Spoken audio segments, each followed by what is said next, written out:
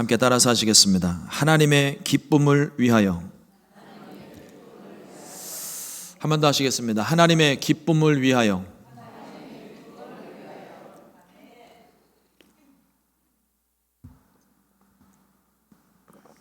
오늘 함께 봉독한 빌립보서 2장 1절로 4절의 말씀을 가지고 하나님의 기쁨을 위하여 라는 제목으로 함께 말씀의 은혜를 나누겠습니다.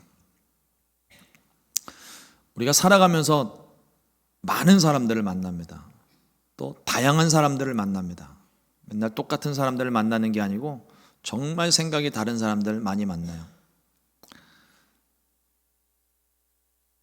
같은 생각을 가지고 있는 줄 알았는데 어딘가 모르게 다른 부분이 있어요. 나와 100% 공감하는 사람은 이 세상에 존재하지 않습니다. 같이 살고 있는 사람들도, 태어날 때부터 같이 자라온 형제들도, 똑같은 환경, 똑같은 배경 속에서 살았는데도 생각이 다 달라요. 그 다양한 만남 속에 더 많은 다양한 이야기들이 오가겠죠. 또 교제를 하면서 깨닫는 것이 사람들마다 다 자기들만의 세계가 있다는 겁니다. 나만이 가지고 있는 생각들이 있어요. 때로는 그 상대방 의견에 그것이 공감되기도 하지만 때로는 다른 점들을 발견하고 당황할 때도 있습니다. 각자의 경험과 살아온 배경이 다르기 때문입니다. 그런데 자기만의 세계에 빠지게 되면 상대를 무시하거나 우리의 보는 시야가 좁아질 수 있기 때문에 늘 조심해야 돼요. 우리 한국 사람들은 어느 나라에 살아도 뭐 한국에 살든 미국에 살든 한국 사람들은요, 일단 처음 만남을 갖게 되면 호구조사가 들어옵니다. 제일 먼저 묻는 질문은 몇 년생이세요? 일단 나이부터 서열 정리하고 그 다음에 어디서 오셨어요? 고향은 어디예요? 가족관계는 어떻게 돼요? 이제 점점 더 세분화되고 들어옵니다. 그리고 학교를 묻습니다. 어느 학교 나오셨어요? 이게 혈연, 학연, 지연 다 따져서 좋은 마음으로, 우리가 긍정적으로 생각해서 좋은 마음으로 어떻게 하면 좀 이 사람과 가까이 지낼 수 있을까, 관계를 좀 맺을 수 있을까, 그런 의미로 접근해 오는 것이겠지만 경우에 따라서는 어떤 사람들은요, 그 질문을 받게 될 때 부담스러울 때가 있습니다. 대답하고 싶지 않을 때가 있어요. 감추고 싶은 흑역사가 있을 수 있고. 근데 그런 것 없이 그냥 막 질문하면서 밀고 들어오면 받는 사람은 점점 뒤로 뒷걸음질 치다가 도망을 가게 됩니다. 그럼 이제 질문한 사람이 속으로 그런 생각을 해요. 이런 네 가지 없는 사람 같으니라고. 나는 관심을 보였는데 저 사람 이상한 사람이라고. 갑자기 이상한 사람을 만들어 버립니다. 특히 우리 미국 안에서 살 때 그런 거 되게 조심해야 되잖아요. 관계를 가지게 되는 데 있어서 굉장히 조심해야 되고 질문해야 될 것, 안 해야 될 것이 있고, 서서히 시간이 지나면 알아가게 될 건데 급해요. 사람들이 접근을 하는데 빨리 친해지고 싶고. 그러니까 관심을 가져주고 친해지고 싶어 하는 것까지는 좋은데 너무 깊이 들어오게 되면 사람들이 문을 닫아버리고 도망가기가 쉽습니다. 자기만의 세계에 너무 깊이 빠지게 되면 사람들과의 관계에서도 문제가 있지만 더 심각한 문제는 성령의 음성을 듣지 못하는 문제가 생깁니다. 저는 이걸 개인적으로 하나님을 이겨먹는 사람들이라고 제가 표현을 자주 쓰거든요. 하나님을 우리가 이길 수 있을까요? 어떻게 생각들 하세요? 하나님 이길 수 있을 것 같아요? 절대 못 이기죠. 근데 맨날 이겨요. 맨날 이깁니다. 맨날. 이게 무슨 말이냐면 내 뜻과 의지가 살아있어서 나만의 세계, 나만의 생각, 나만의 고집이 있다 보니까 너무 확고해서 하나님이 말씀을 하셔도 내가 좀 손해보는 것 같고 나만 좀 손해보는 것 같고 내가 생각하는 것과 조금 다르면 하나님 말씀도 무시하고 끝까지 내 주장을 굽히지 않고 하나님마저 이겨먹으려고 덤벼들기 때문입니다. 안 그런 것 같죠? 저와 여러분들이 다 그런 모습이 있습니다. 하나님이 능력이 없어서 내가 막 고집 부리고 땡깡 부리면 그거에 응답, 아이고 내가 졌다, 내가 해줄게, 이렇게 응답하시는 것 같아요? 절대로 그렇지 않습니다. 우리가 끝까지 이겨먹으려고 하니까 하나님이 어쩔 수 없이 관계를 끊고 싶지 않아서 그래서 이렇게 해주시는 경우도 있고, 뭐 하나님의 뜻과는 전혀 상관없이 내가 그거를 그냥 이루어가는 경우들도 있습니다. 하나님의 뜻을 알고도 내 뜻대로 행하는 사람들이 하나님을 이겨먹는 존재입니다. 그러므로 우리의 영과 눈과 귀를 열고 마음의 문을 활짝 열어서 항상 주의하며 하나님의 뜻을 분별할 수 있어야 돼요. 나만의 생각만 가지고 있으면 하나님의 음성을 듣지도 못할 뿐만 아니라 듣고도 깨닫지를 못해요. 그리고 이야기합니다. 하나님이 틀렸습니다. 사도 바울은 빌립보 교회에게, 그리고 오늘 우리에게 자기중심적인 생각을 버리고 상대를 존중하라고 권면하고 있습니다. 3절과 4절 말씀해 보니까 아무 일에든지 다툼이나 허용으로 하지 말고 오직 겸손한 마음으로 각각 자기보다 남을 낮게 여기고 각각 자기 일을 돌볼 뿐더러 또한 각각 다른 사람들의 일을 돌보아 나의 기쁨을 충만하게 하라. 나보다 남을 낮게 여기래요. 낮게 여기는 게 낮게 여기는 겁니까? 낮게 여기는 겁니까? 발음을 좀 구별해 보세요. 낮게 여기는 게 낮게 여기는 게 맞아요? 낮게 여기는 게 맞아요? 분명 받침은 지옷과 시옷 차이인데 발음은 구별이 안 돼요. 근데 결과는 엄청난 차이가 있습니다. 우리가 상대방을 대할 때에도 그와 같은 게 있어요.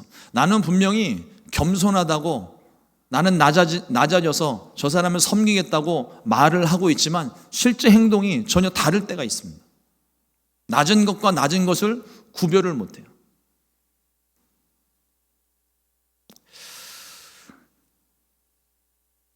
오늘 사도 바울이 말하는 나의 기쁨을 충만케 하라는 이 말씀은, 나의 기쁨이 이 복음을 전한 바울의 기쁨, 빌립보 교회를 향한 그 교회가 건강하게 복음으로 잘 성숙하고 있는 그 모습을 보는 목회자로서의 기쁨이기도 합니다. 하지만 사랑으로 가득한 건강한 교회를 바라보시는 하나님의 기쁨이기도 해요. 어떻게 하면 우리가 하나님을 기쁘시게 해드릴 수 있을까요? 어떻게 하면 우리에게도 이와 같은 하나님의 기쁨이 충만할 수 있겠습니까? 첫 번째로 예수님의 섬김을 본받아야 됩니다. 오늘 2절 말씀에 보면 마음을 같이하여 같은 사랑을 가지고 뜻을 합하며 한 마음을 품으라고 말씀합니다. 다 똑같은 말이에요. 마음을 같이 하는 것이나 같은 사랑을 가지는 것이나 뜻을 합하는 것이나 한 마음을 품는 것이나 다 똑같은 얘기입니다. 이 마음이 주님의 마음입니다. 우리 모두가 이 주님의 마음을 가지고 섬길 수 있어야 돼요. 주님의 마음이 어떠한 마음입니까? 예수님께서 말씀하시기를 마태복음 20장 28절 말씀에 인자가 온 것은 섬김을 받으려 함이 아니라 도리어 섬기려 하고 자기 목숨을 많은 사람의 대속물로 주려 함이니라. 예수님께서 섬김을 받으러 오실 것 같았으면 왕궁에서 태어나셨겠죠.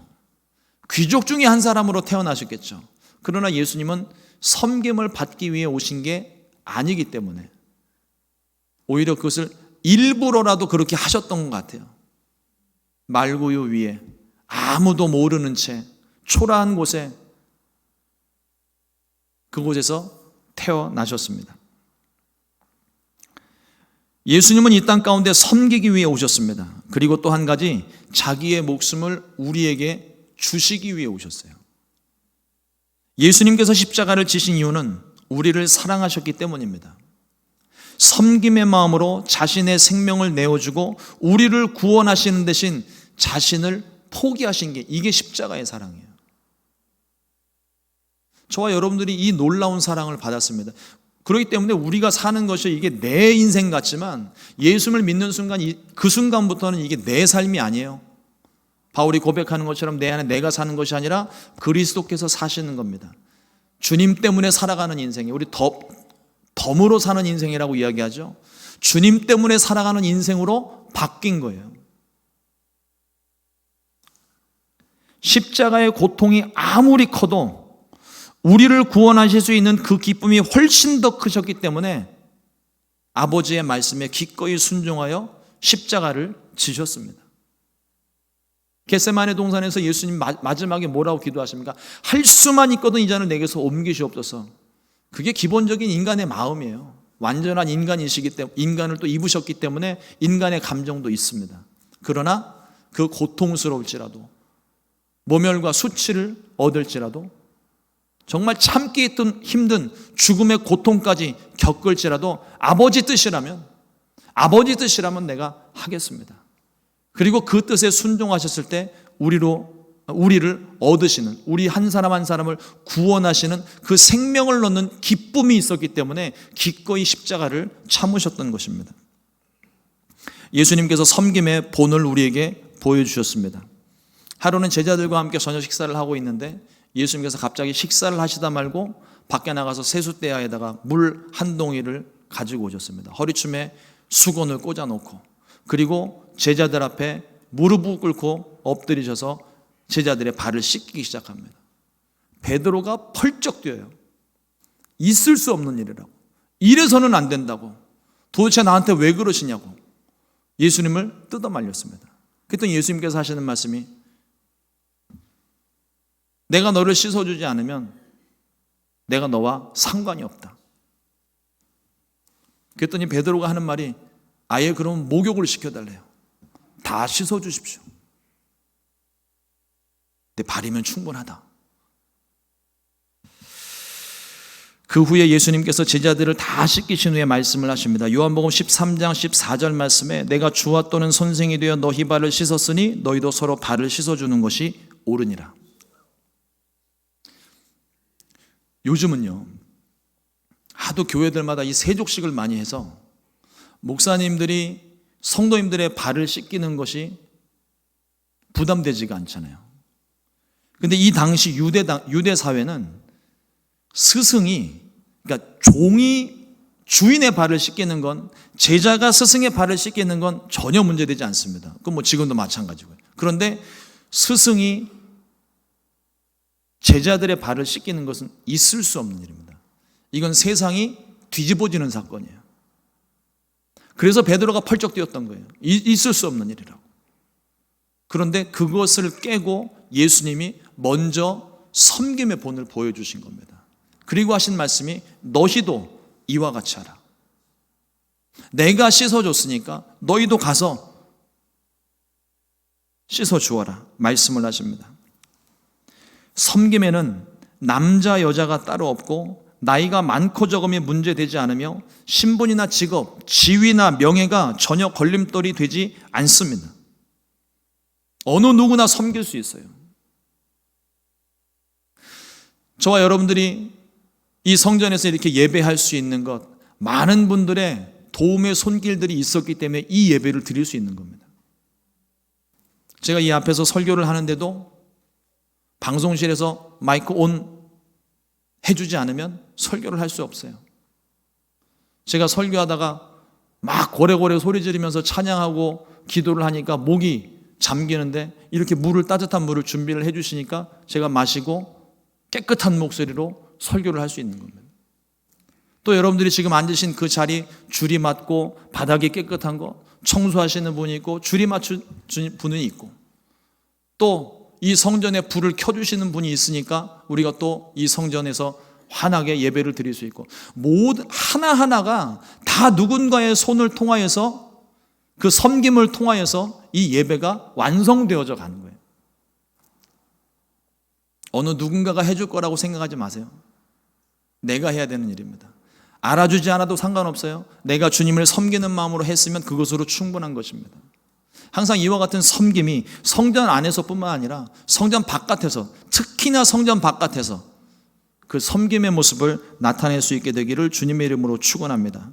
예수님께서 제자들을 섬기셨던 것처럼 나도 어느 누구든 섬기는 것이 예수님을 닮는 삶입니다.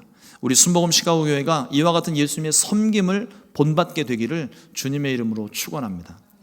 둘째로 상대를 존중해 줘야 됩니다.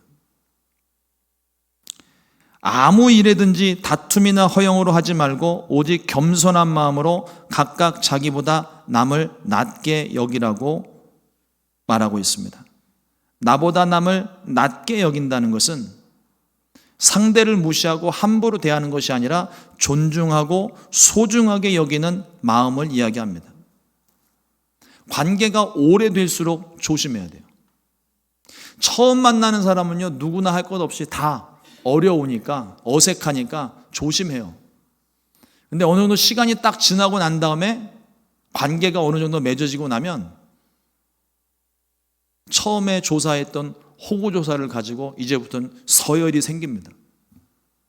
내가 나이가 많고, 내가 경험이 많고, 내가 지식이 많고, 가방끈이 길고, 가진 것이 많고, 지위가 높고, 여러 가지 많은 걸 다 갖다 붙여서 어떻게든 그 사람보다 높은 위치에 있으려고 그래요. 안 그러려고 그래도요, 어느 순간 보면 벌써 이게 높낮이가 달라져 있어요. 특히나 우리 믿음을 가진 사람들은 높으신 분들, 어르신들, 나이 많으신 분들한테 대해서 공손하게 대하는 건 우린 한국 사람이라면 누구나 다 이것이 익숙한 예절입니다. 그런데 나보다 못한 사람, 나이가 어린 사람, 특히 교회 학교, 여러분 우리의 자녀들이나 교회 학교 학생들이 나이가 어리다고 무시하면 안 됩니다. 하나님이 보실 때는요, 저나 아이들이나 다 똑같아요. 장로님이나 어린 교회 학교 학생들이나 다 똑같아요. 전에 말씀드렸잖아요. 하나님 앞에서 저는 그냥 말씀을 전하는 종이겠지만, 그러나 그냥 성도에 불과합니다. 하나님의 백성인 거예요.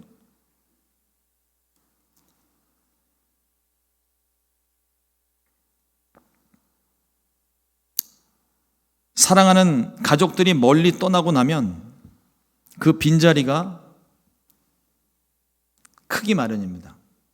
가족 중에 누가 먼저 하나님의 부르심을 받고 가고 나면 그 자리가 굉장히 크게 느껴지죠. 한동안, 아니 몇 년 동안 그 빈자리가, 공백이 크게 다가오는 것 같아요. 그리고 자녀들을 양육을 하다가 그 자녀들이 대학을 가게 되면 이제 다 기숙사로 떠나게 되잖아요. 그러면 떠나보내고 나면 곁에 있을 때는 왼수처럼 생각을 하다가 빈자리가 보이면 그 빈자리가 그렇게 커 보이는 거예요. 허전하고 금방이라도 문 열고 나올 것 같고, 또 조금 더 성장해서 이제 가족을 이루고 타주로 이사를 가거나 뭐 가정을 꾸려서 이제 다른 살림을 차리게 되면 또 그 자리가 또 빈자리가 커 보이고, 있을 때는 모르는데 없으면 그렇게 허전하고 아쉬움이 많습니다. 보내고 난 다음에 빈자리를 보면서 우리가 다 똑같이 하는 얘기가 있잖아요. 있을 때 좀 더 잘해줄 걸, 밥 한 끼라도 좀 해먹일 걸, 그거 사달라는 거 좀 사다 줄 걸, 그때 차 좀 태워달라고 그러는 거 차 좀 태워줄 걸. 예전에 섬기던 그 교회에서 차량 운행을 하는데 차가 없으신 권사님이 계셨었어요. 그 권사님을 새벽에 또 수요일에, 금요일에, 주일에 항상 이렇게 오가면서 픽업을 해드렸었는데, 그분이 이렇게 딱 돌아가시기 전 주일날 교회를 나오고 싶어 하시는데 몸이 힘들어서, 너무 아파서 못 나오셨어요. 근데 가고는 싶다고 하시는데 제가 너무 몸이 불편해 보이셔서 안 되겠습니다 그러고 제가 조금 만류를, 다음 주에 우리 예배 드려요 그랬는데 그 주에 소천을 하신 거예요. 늘 앉으시는 자리가 있는데 주일날 장례 마치고 주일날 예배를 드렸는데 그 자리를 보는데 막 이게 무너지는 거예요. 그 주일날 한번 더 모시고 왔었어야 되는데 이게 막 가슴에 늘 남아있는 거예요. 그 자리를 보면은. 옆에 있을 때 우리가 잘해야 됩니다. 그래서 아주 유명한 명언이 하나 생겼죠. 있을 때 잘해. 옆에 계신 분들하고 한번 인사 나누겠습니다. 있을 때 잘해.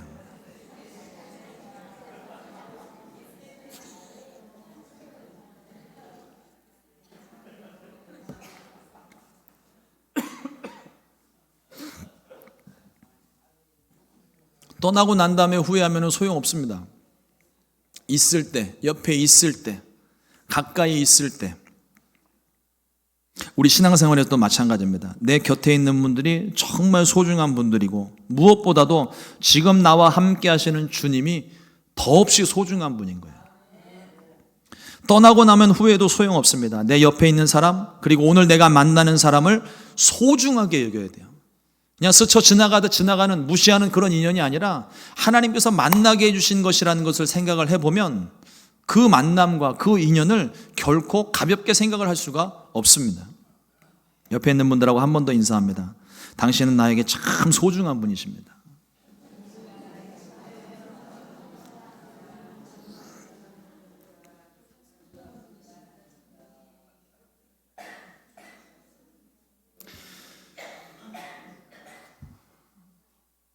너무 소중하신가 봐요. 인사가 끝이 안 나는데.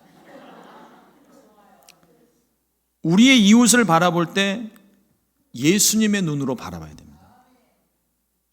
예수님이 나를 위해 십자가에서 죽기까지 사랑하셨던 것처럼 내 옆에 계신 분, 나를 조금 힘들게 할지라도, 나를 괴롭히는 사람이라 할지라도 그 사람마저도 주님께서 그 사람을 위해 십자가를 지셨다는 생각을 우리가 해야 돼요. 주님이 사랑하신 사람인데 내가 무슨 자격으로 그 사람을 미워합니까? 힘들 수는 있어요. 그러나 미워하는 건 아니에요. 나와 다른 생각을, 나와 다른 행동을 가지고 있을 뿐입니다. 그러면 그 부분은 지금 당장 해결을 못하겠지만 시간이 조금씩 지나면서 맞춰가고 서로 알아가고 이해해가면서 서로 조율해가는 과정이 필요한 거예요. 지금 당장 마음 상했으니까 내가 다시는 안 본다. 나중에 주님은 어떻게 보시려고요?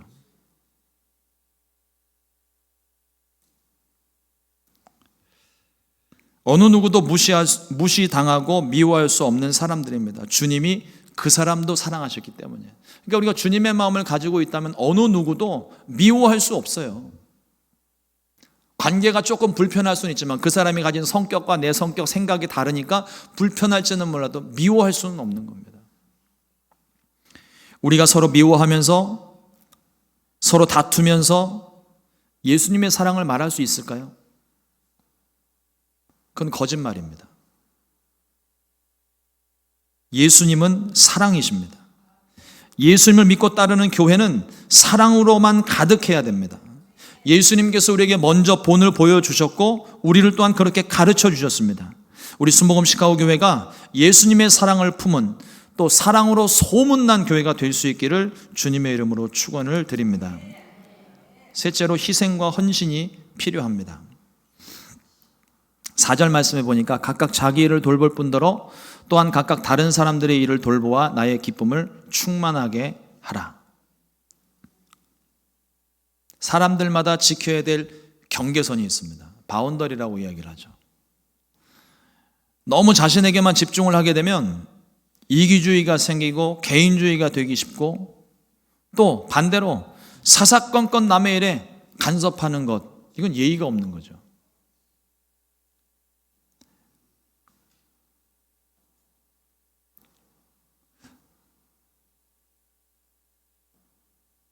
우리 집에 살다 보면 딱 이렇게 내 영역이 있습니다.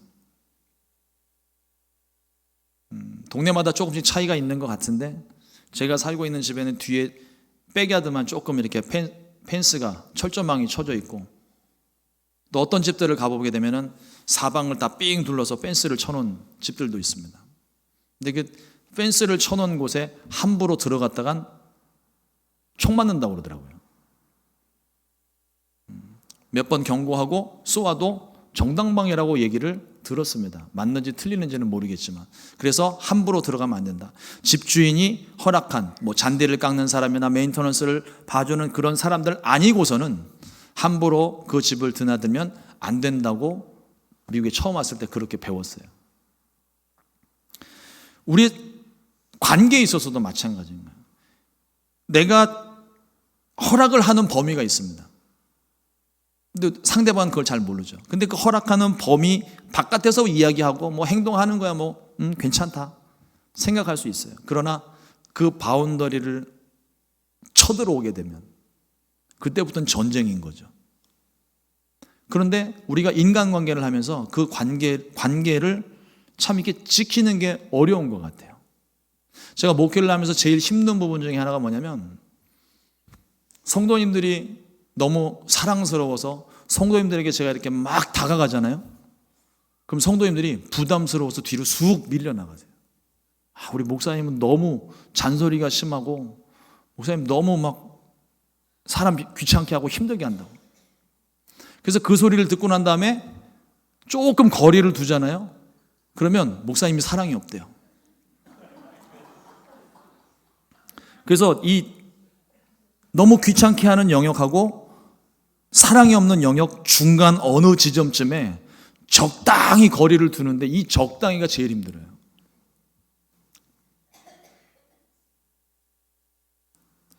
근데 우리 사람들과의 관계에 있어서도 마찬가지입니다.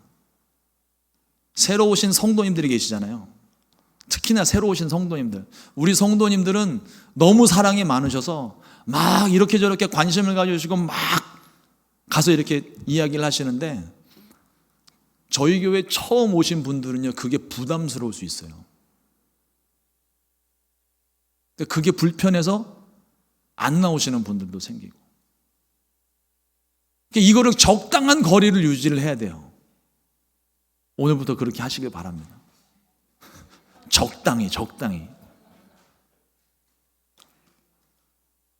너무 뜨거운 사랑으로 다가가면 사람이 타 죽어요. 적당한 거리를 두고 관계를 유지해 주시기를 부탁을 드립니다. 현재 우리 사회에 또 한 가지 아쉬운 점이 하나가 있습니다. 힘들고 어려운 일을 하지 않으려 한다는 거예요. 우리 연세가 어느 정도 있으시고 은퇴하신 분들은 처음 미국에 오셔서 이민 오셔서 1세대 분들은 안 해본 일 없으시잖아요. 산전수전 다 겪어가면서 안 해본 일 없이 그냥 먹고 사는 거 하나 때문에 내 자식 하나 먹이는 그 일 때문에 그렇게 막 집중하고 잠도 안 자가면서 그렇게 일을 열심히 해오시고 힘든 게 어디 있어요? 돈 되면 다 했죠. 근데 그렇게 지내오고 난 다음에 우리의 자녀들, 젊은 세대들을 보니까 힘든 일을 안 한대요. 저도 힘든 일은 하기 싫습니다. 힘든 일 안 하고 싶으면 어쩔 수 없는 거예요. 하지만 힘든 일을 안 하고 싶어도 해야 될 일이 있을 때는 해야 되는 게 맞죠. 근데 그걸 안 한다고 윽박지르면 잘 일러서 할 수 있는 일들, 또 멍석도 깔아주고 무대도 설치를 해주고 그래서 할 수 있게끔 만들어주면 기가 막히게 잘합니다.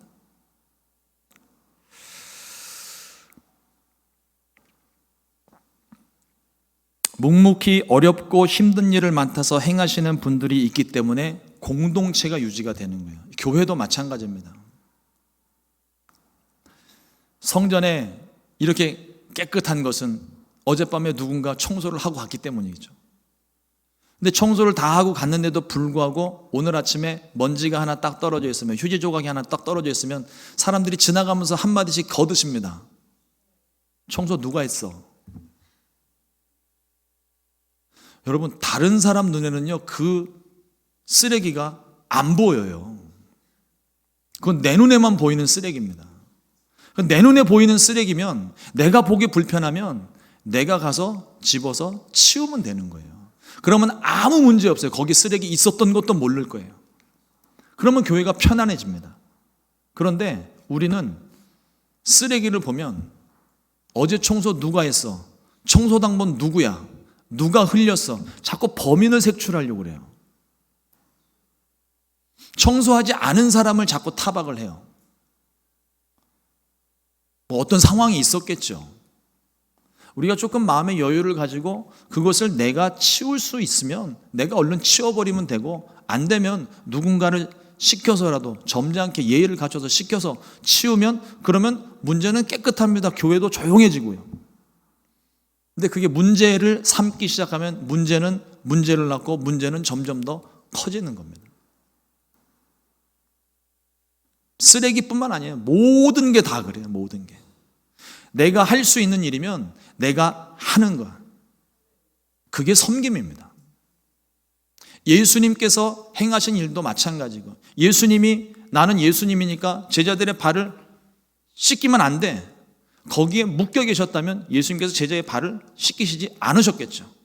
그러나 예수님께서 하실 수 있는 일이고 그게 필요한 일이었기 때문에 예수님께서 가르치시기 위해서라도 제자들의 발을 일일이 한 사람 한 사람 다 씻어주셨어요.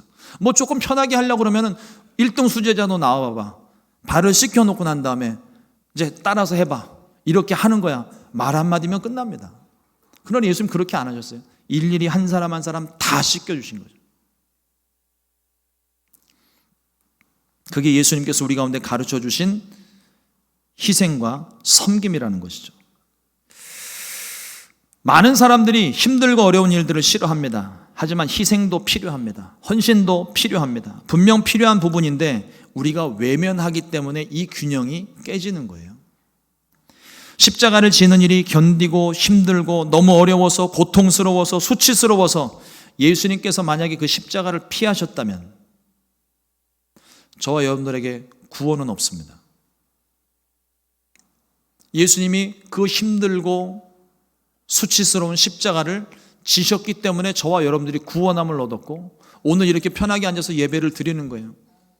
지난 수요일부터 레위기 말씀을 공부하고 있는데 만약에 그 십자가가 아니었다면 우리는 오늘 양을 잡아야 되고 소를 잡아야 됩니다.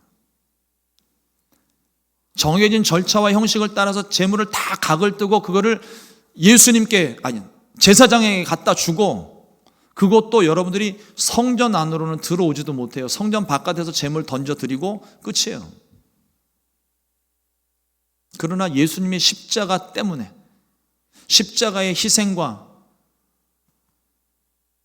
그 사랑 때문에 저와 여러분들이 이렇게 성전에 앉아서 예배할 수 있는 기회가 주어지고 은혜가 있었다는 것입니다. 하나님이 우리를 사랑하셨기 때문에 독생자를 보내셨고 예수님은 순종하셨습니다. 예수님께서 우리를 가리켜서 세상의 빛과 소금이라고 말씀하셨어요. 빛과 소금이 되라가 아니고 너희는 세상의 빛이라, 너희는 세상의 소금이다 얘기하셨습니다.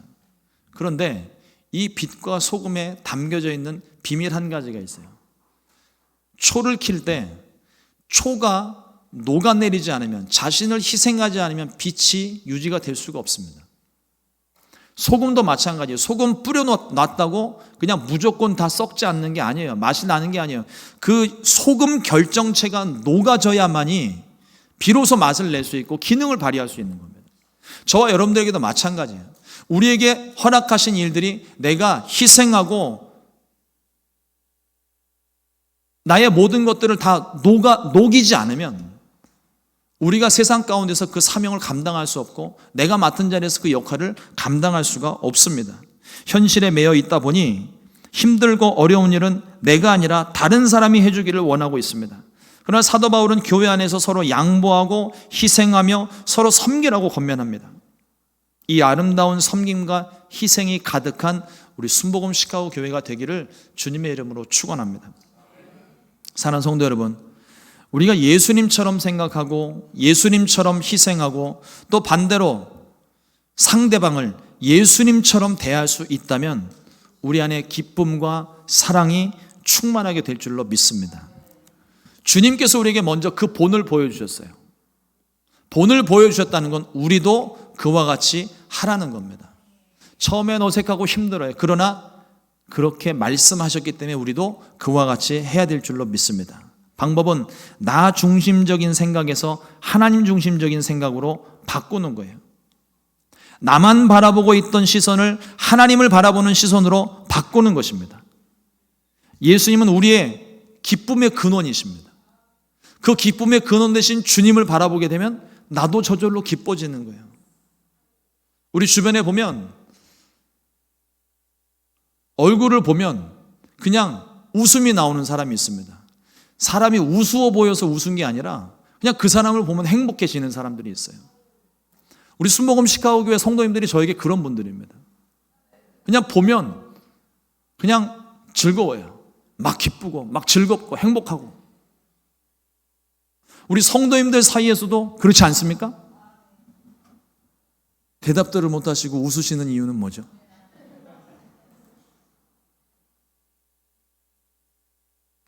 예수님이 기쁨의 근원이시죠.